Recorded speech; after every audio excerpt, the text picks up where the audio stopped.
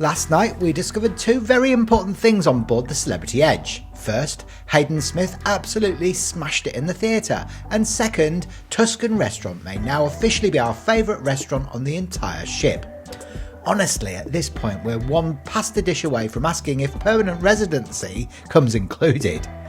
Today though, things take a slightly different turn as we sail all the way up to remote Willis Island, Australia's loneliest little weather station, where there's no getting off the ship, no shopping, no cocktails on the beach, just us slowly circling an island whilst pretending we know anything about meteorology. And with the ship now turning back down towards Sydney, we've got plenty more sea days ahead, which basically means more eating, more relaxing, and more opportunities for us to completely lose track of what day it is. Welcome back to Hayden and Mark's Travels. So it's day 9, isn't it?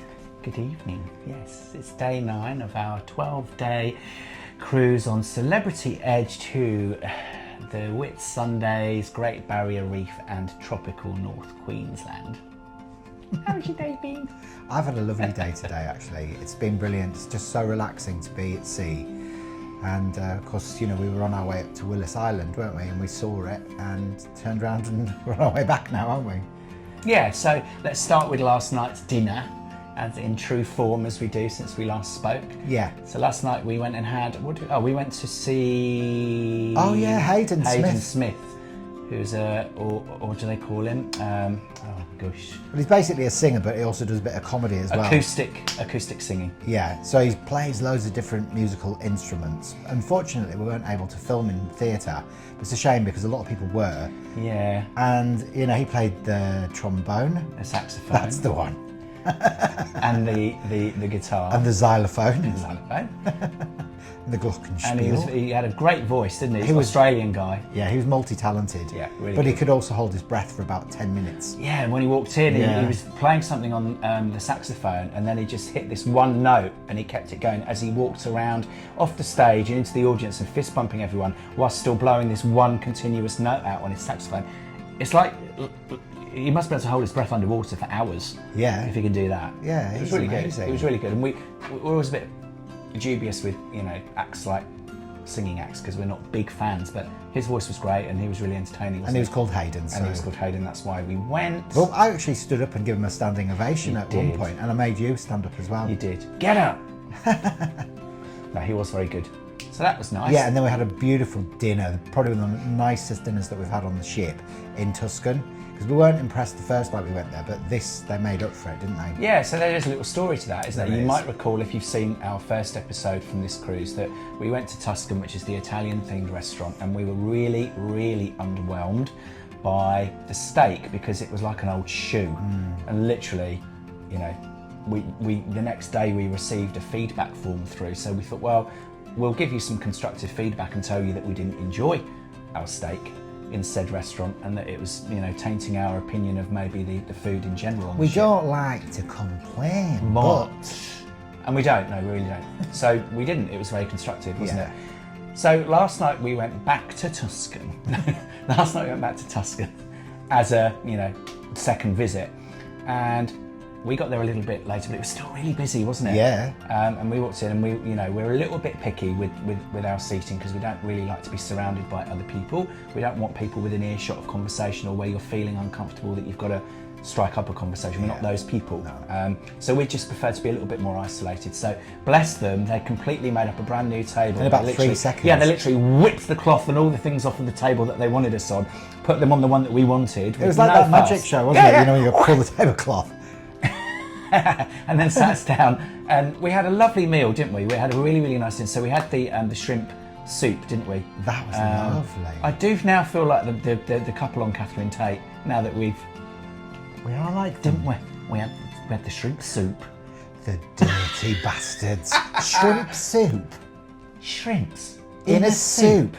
The dirty bastards. We're just improvising here. Okay.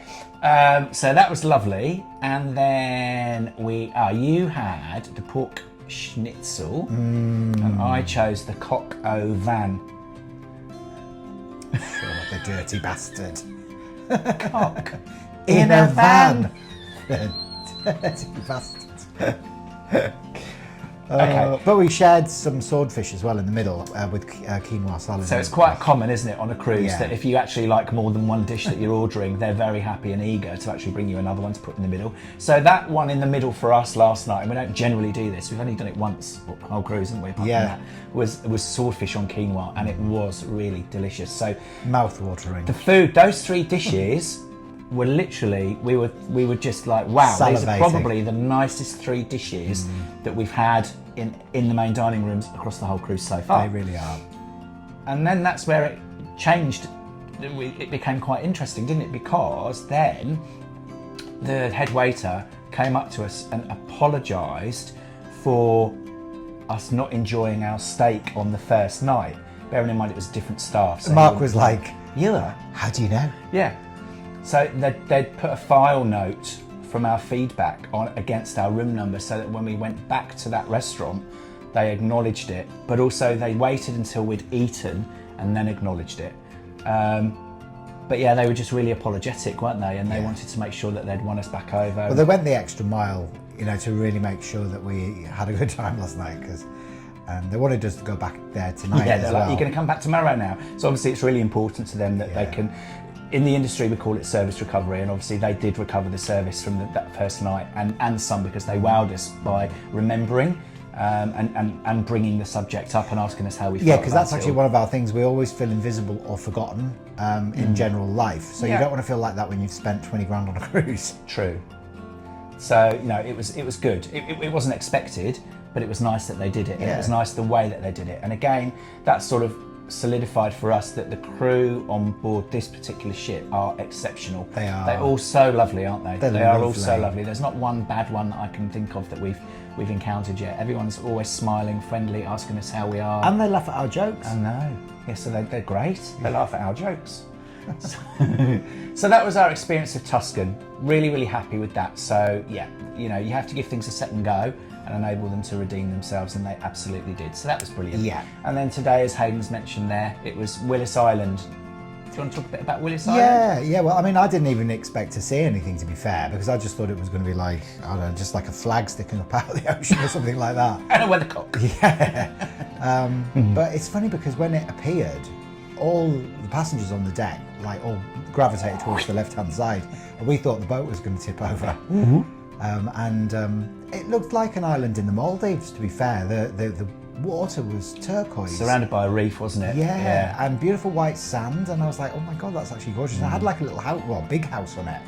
And the woman inside of the house was the one who was doing the commentary on the ship, wasn't she? Yeah, so they'd obviously linked to her through a radio, and she gave us a commentary on, the information about how it started, why it's there, what they do, where its importance geographically, etc. A lot of it we didn't hear, but yeah, it was certainly interesting. We passed it, and then literally the ship did a complete 360 so that both sides could see the island without moving. Yeah. So there was no need for everybody to have run starboard and nearly tipped the ship over, and then run port side, because he did both anyway.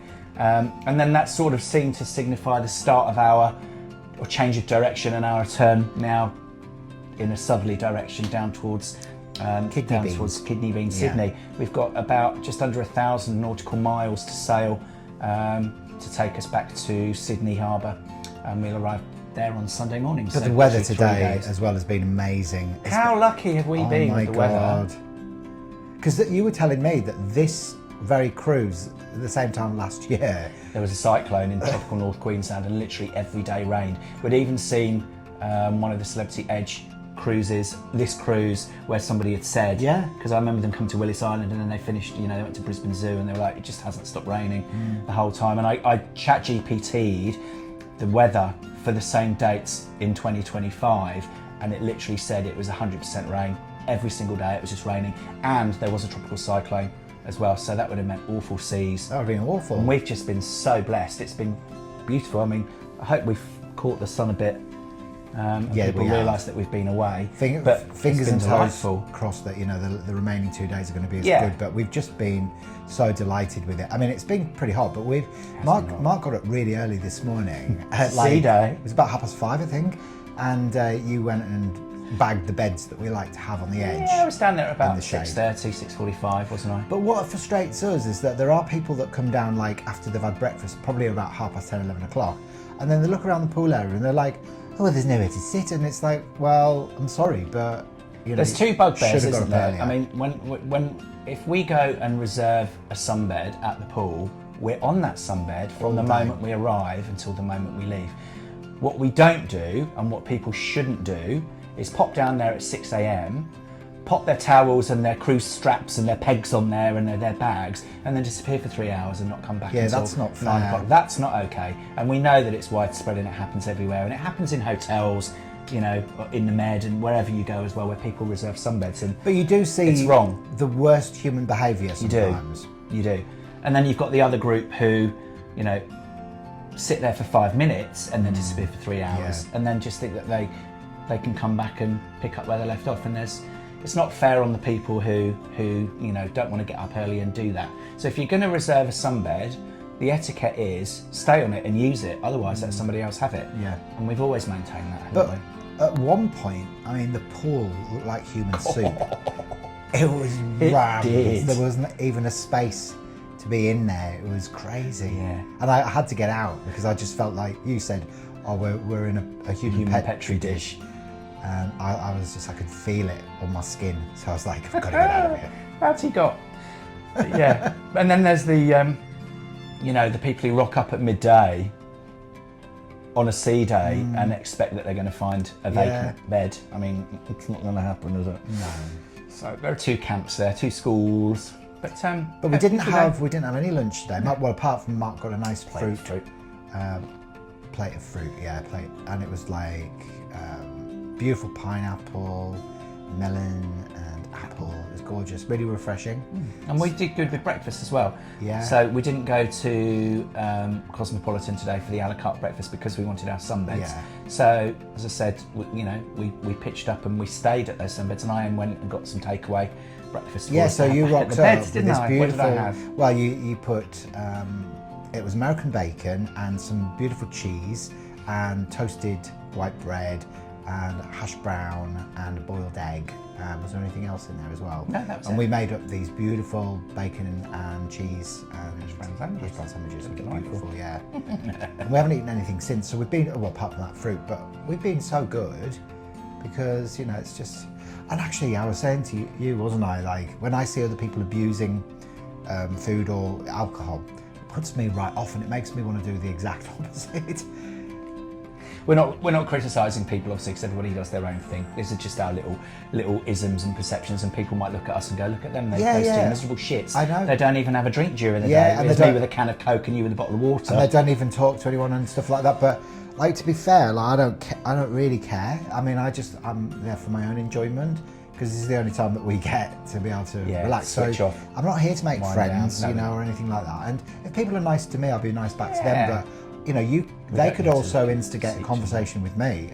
You know, I've often got a smile on my face. I'm not always looking miserable. We don't seek people out to have a chat with, though. No. But we know that the culture on cruises is that people are very social, and they do Yeah. like to sit down next to you and. So we're not really talk with cruisers, you. are we? We're not, in the sense of we're not sociable in that way. No. We like being around people and watching people, Yeah. and you know, we'll put ourselves in the environment, but we do tend to take. But a as bit soon of as if they privacy. start talking to you, it's like, oh, we clam freak. up.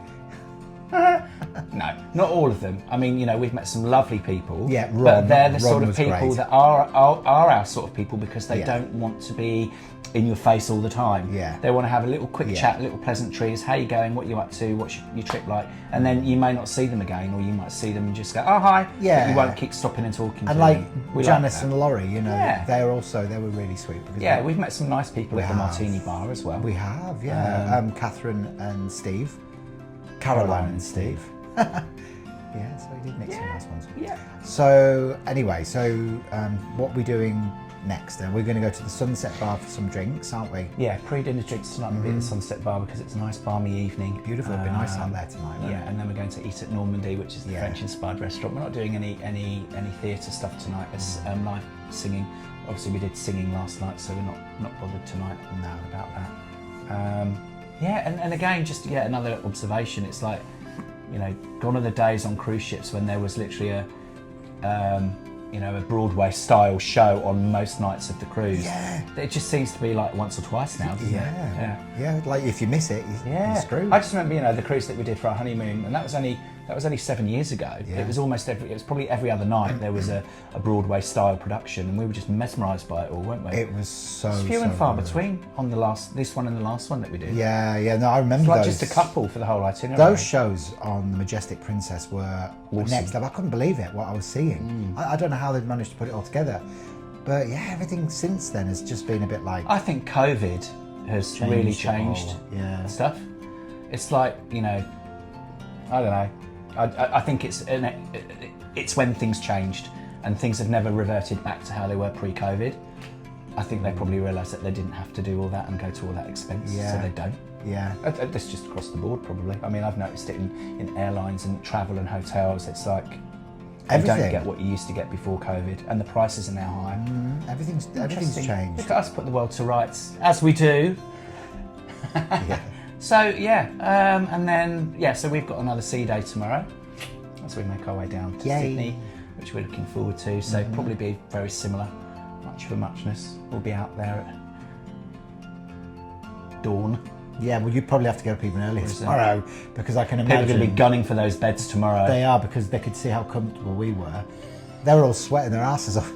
We were the only ones in the shade all day. Yeah, weren't we? I know. All right, so I'm going to have to get up a bit You're earlier. going to have to, because there will be... But I will stay on them. for it. Yeah, I'll stay on them.